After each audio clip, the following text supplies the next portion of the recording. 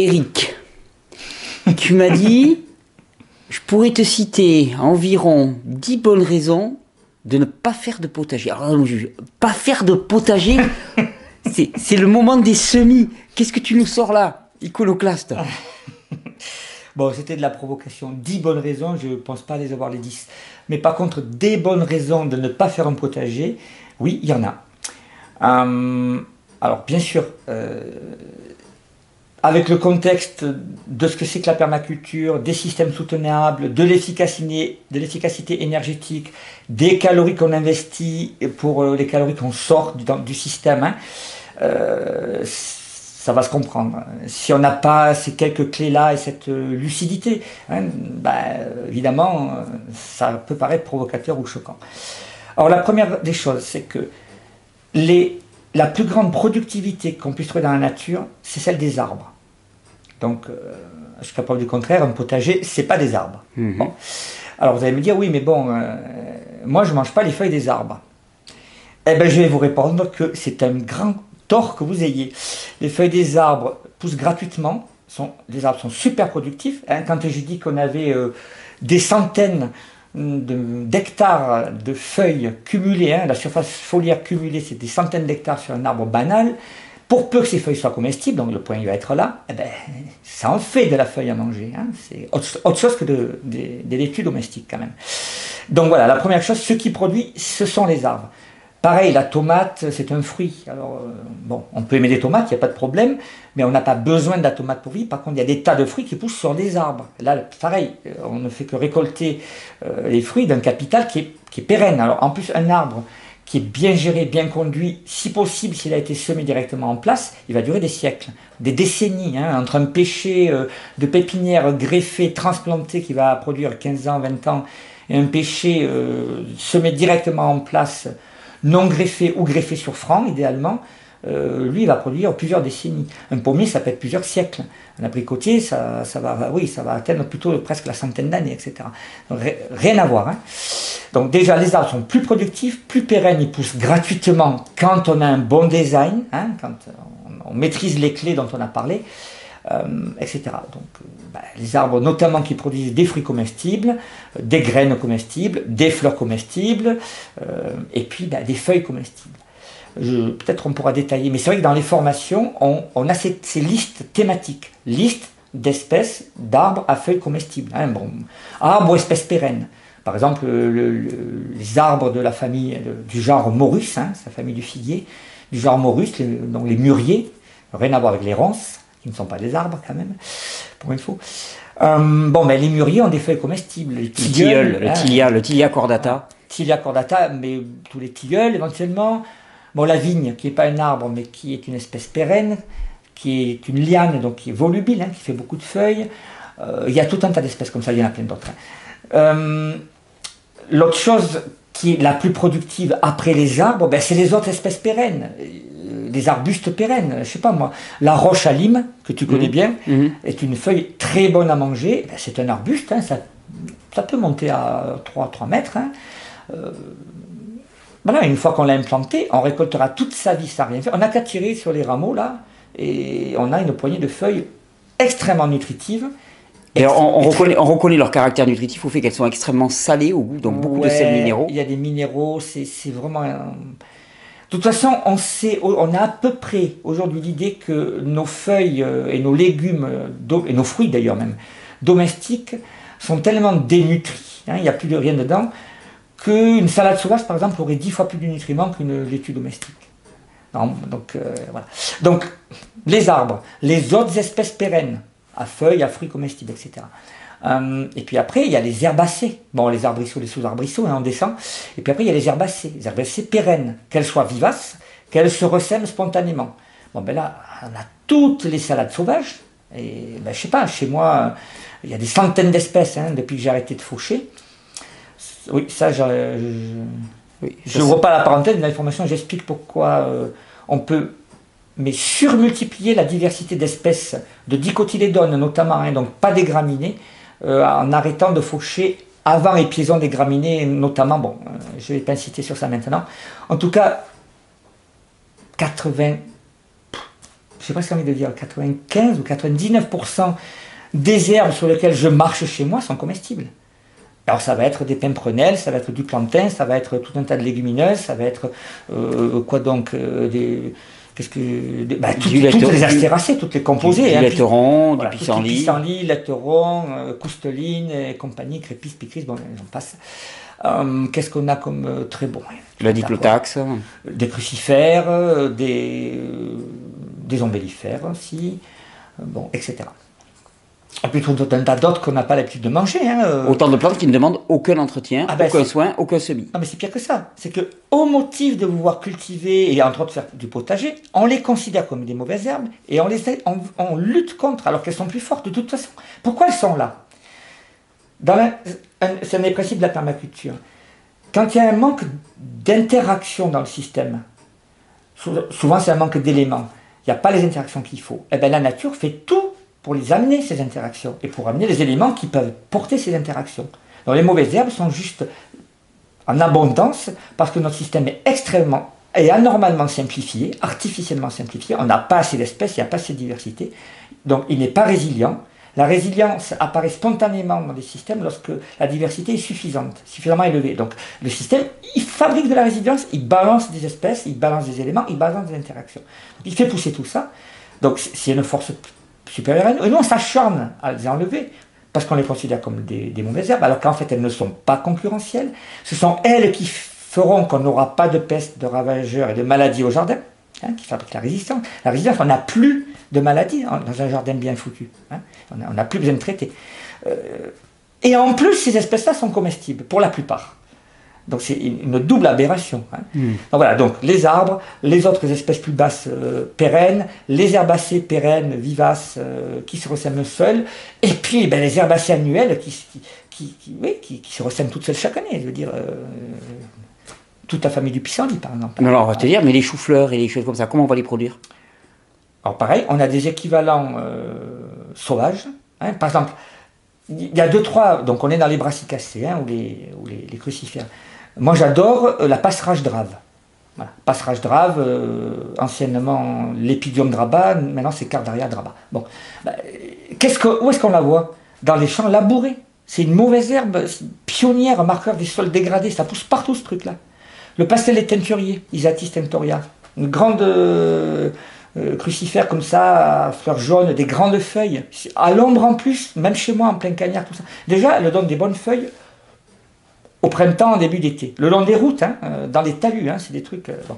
Mais si elle est à l'ombre correcte, ça va faire de la feuille, de la feuille, de la feuille. Alors, des feuilles plus juteuses, plus sucrées, plus tendres, et plus longtemps, et plus grosses, parce qu'on est à l'ombre.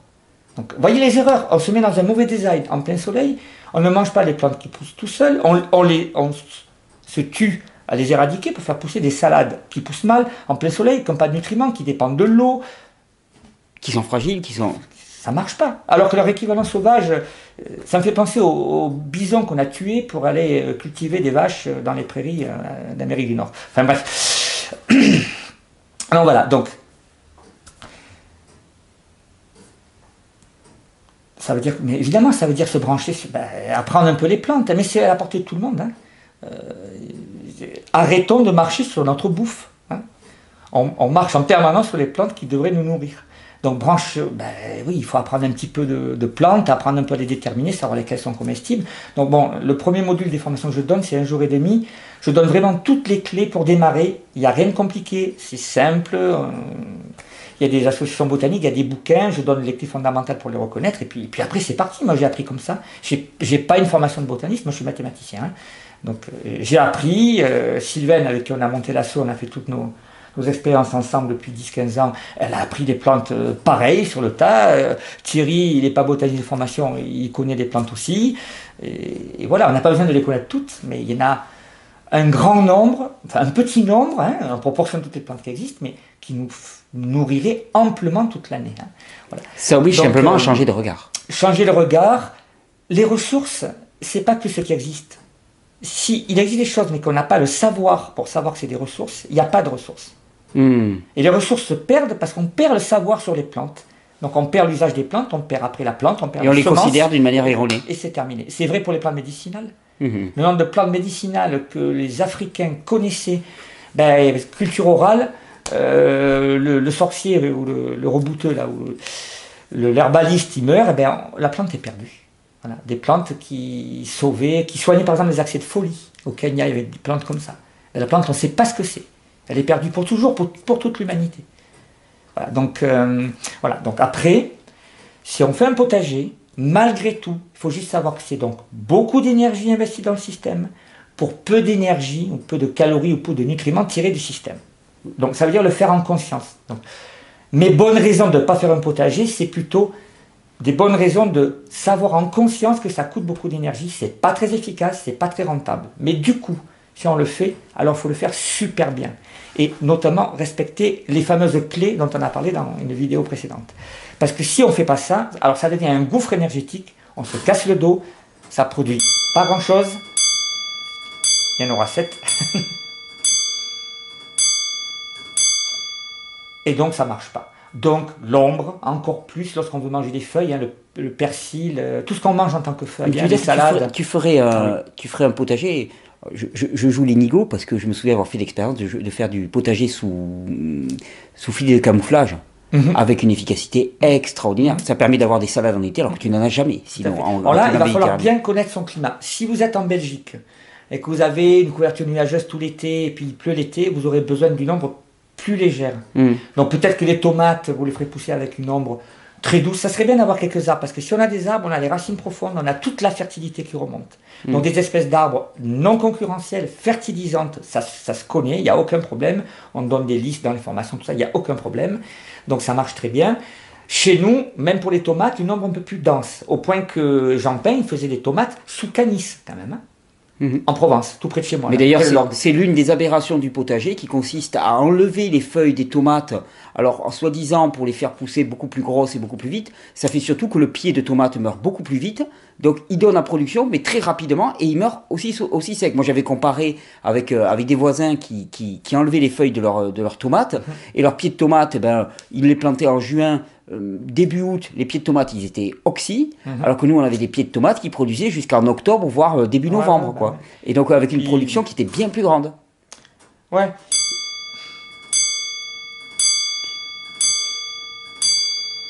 Les aigus sont assez violents. Okay. Si tu rajoutes donc l'ombre, le mulch, les autres plantes, rappelez-vous, une des clés, c'est la diversité des densités. Donc, si on fait un potager, on va faire une jungle. On cultive une jungle, 70% de plantes compagnes si vous voulez, 30% de plantes potagères et une véritable jungle de manière à ce que les racines de deux plantes de la même espèce soient diluées dans un très grand nombre de racines différentes, donc de micro-organismes, et que tout ça, il faut que ce soit un véritable bouillon de culture là-dedans, et puis couvert, et puis là vous avez une fertilité, vous n'avez pas de maladie. Et si pour accéder à vos salades, vous ne devez pas écorter des feuilles de consou, tout ce que vous voulez. Votre design n'est pas assez densifié et pas assez diversifié. Et donc il va demander énormément de travail, énormément d'input, énormément d'énergie. Non, si on fait ça, c'est beaucoup moins. Non, je veux dire, s'il n'y a pas la diversité. S'il n'y a pas la diversité, et d'ailleurs c'est le malheur du potager. Ouais. Le potager, pour moi, c'est un labeur, ça m'avait toujours choqué étant jeune, c'est un labeur renouvelé chaque année, chaque année, c'est beaucoup de travail. Alors c'est beaucoup de plaisir, mais c'est beaucoup de travail. Alors, c'est là, tout peut jouer dans les deux sens. Alors c'est beaucoup de travail, oui, parce qu'on a dit c'est des plantes essentiellement annuelles, et donc il faut les replanter. Donc c'est quand même une aberration. Un système où on va récolter 100% du capital. On met des choses dans la terre, on les fait pousser, et on récolte tout. On récolte le capital. Même le banquier le plus stupide, il ne ferait pas ça. Donc quand même, regardons ce qu'on est en train de faire quand on fait du potager. Bon, donc dans le potager, on va insister sur l'ombre, la densité, la diversité, les plantes compagnes, le mulch, le faire sur butte, j'expliquerai peut-être pourquoi. Bien mulcher les buttes, bien mulcher les chemins, avec des mulches différents, éventuellement on en parlera. Enfin, on n'aura peut-être pas le temps là, d'une prochaine. On pourra, voilà. Et puis, on n'a plus besoin d'arroser. Ou peu besoin d'arroser. Si tu savais les chiffres. Dans des climats méditerranéens secs, une butte bien diversifiée, bien densifiée, bien mulchée, tu peux arriver à 1 litre ou 2 litres par mètre carré par semaine. D'accord. Par semaine. C'est plus d'irrigation, ça, c'est un tout petit arrosage. Oui. Et avec, sur le mètre carré, on va avoir de tout. Les tomates, les poivrons, les salades, un maïs, un tournesol, les haricots et tout ce que vous voulez. Tout ça, plus de la consoude et puis toutes les plantes compagnes. Hein. C'est important d'avoir absolument des tanésies, des tagettes, des soucis, des capucines, de la consoude, minimum, et puis tout un tas de plantes compagnes. Donc tout ça, on détaille bien dans la formation. Voilà. Donc si on fait ça, ça peut devenir un plaisir parce que d'abord, ça va produire beaucoup plus, il n'y aura pas de maladie, il n'y a pas besoin d'arroser. Parce que ailleurs, j'en sais rien, mais en Provence, le leitmotiv de l'été, ah, je ne peux pas partir en été parce que tu comprends, j'ai l'arrosage. Ah non, mais c'est Ou un alors, esclavage. ah ben oui, j'ai la map, mais alors mon panier, je le donne à la femme de ménage parce que tu comprends, moi je pars en vacances, mais alors elle va venir arroser le potager parce qu'il faut arroser le potager tous les jours. Ah non, mais c'est un esclavage. Non, c'est un esclavage. non, on n'arrose pas un potager pour toujours. C'est là où on passe du non-plaisir à du plaisir. S'il y a peu de boulot, pas d'arrosage, ça marche bien, pas de maladie, ça produit beaucoup, on voit des fleurs, c'est bourré d'insectes, c'est bourré d'abeilles, il y a des batraciens, il y a des reptiles, on est à l'ombre. Et enfin, en gros, on ne fait presque quasiment que ramasser. Et puis quand on coupe on n'arrache jamais, hein. Quand on coupe une salade, allez, 4 feuilles de consoude, on bouche le trou, on en profite pour repiquer 2-3 trucs, et toujours des racines, toujours une couverture, et puis c'est un cycle, bourré de micro-organismes, tout ça basé sur l'humus microbien, on n'a pas besoin d'attendre que l'humus résiduel se fasse, donc c'est tout de suite fertile, fertilité croissante. Bon ben, à ce moment-là, c'est efficace, et on peut s'amuser. Mais on n'est pas obligé. Donc il ne s'agit pas tant d'arrêter de faire du potager que de penser déjà à planter des vergers, planter des arbres, Ben mettre oui. le focus là-dessus. Ouais. Et Tout ce qui est si comestible on et doit faire du potager, le faire à partir des 9 clés que tu as déterminées, le faire bien. qui sont les 9 clés qui nous permettent de passer d'un système épuisant, Ouais. un système Et improductif. improductif, à un système qui est d'une Ouais. productivité et d'une éthique et d'une résilience Ah ouais. totale. Et puis alors là, une butte comme ça crache, hein, ça crache de la production. Voilà, un petit truc que je pourrais détailler, c'est tout ce dont on mange les racines, hein, donc patates, topinambours, ail, oignons, poireaux, bon, et puis tout ce qui court beaucoup, qui est très gros, courges, melons, pastèques, quand on en fait beaucoup, on va faire un design un petit peu adapté plutôt que les buttes dont je parle là. Mais oui, ça crache de la production. Ça crache énormément de production. Ouais. D'ailleurs, moi, l'exemple que je donne le plus souvent, moi, aux gens, c'est je suis pas un féru du potager. Le côté laborieux tous les ans, ça me fatigue énormément. Mes plus grandes productions alimentaires ne sont pas au potager, mais elles sont dans les haies où je lance mon compost et où les plantes se ressèment elles-mêmes. Et l'année dernière, on a récolté des courges, des tomates, des concombres en quantité incroyable, quelque chose qui n'avait jamais été planté, Ah ouais, simplement tout à fait. parce que c'était venu spontanément avec une très grande densité, il y avait des plantes aromatiques, il y avait tout qui se mélangeait, C'est ça. et donc c'était, je l'ai constaté. La nature fait ça spontanément, alors on l'accompagne, on peut même l'accélérer, hein, localement sur une petite surface telle une butte, on fait plus que ce qu'elle ferait, plus vite et plus dense et plus productif, mais ce que tu dis, ça se fait spontanément partout. Et puis bon, moi je préfère manger des feuilles de basil qui vont pousser toutes seules et qui sont extrêmement bonnes et comestibles et tout ce que tu veux, plutôt que de faire pousser des laitues. On peut en faire, mais donc ça veut dire qu'on va en faire moins, hein, on va faire plus d'arbres, d'arbustes, d'arbrisseaux, d'herbacées pérennes, plus de salades sauvages, plus de récoltes, donc plus de botanique, hein, un petit peu. Plus Et de moins- nutrition, plus de nutrition, voilà. Et puis donc on remplace le travail par l'intelligence, on l'a déjà dit encore une fois, grâce au bon design et à la connaissance. Et puis on peut faire un petit peu de potager, mais alors là, ça balance. Et d'ailleurs ce potager qui balance, c'est le modèle de ce qu'on peut faire sur les toits, dans les cages d'escalier lorsqu'il y a des vitres, sur les trottoirs, sur les parkings de supermarchés ou dans les supermarchés, parce que demain tout ça, de toute façon, ça n'a pas d'avenir. Hein. C'est comme ça que Cuba ou Paris, la Havane hein, ou Paris, pourra être productif, y compris en ville, hein, parce que on va avoir un gros problème. Donc oui, on peut aussi cultiver intensément dans les milieux urbains. Je te remercie, Sur les Eric. murs aussi, Je te remercie énormément. avec plaisir. C'est le temps de se mettre au potager, là, ça commence, là, Voilà. le printemps. À ne Donc, pas faire ou à faire. En tout cas, à faire avec intelligence et en connaissant Et les les aspects. salades sauvages, hein, dans nos régions tout l'hiver et même un peu partout en France, hein, quand même. Merci beaucoup, Eric. Ça marche.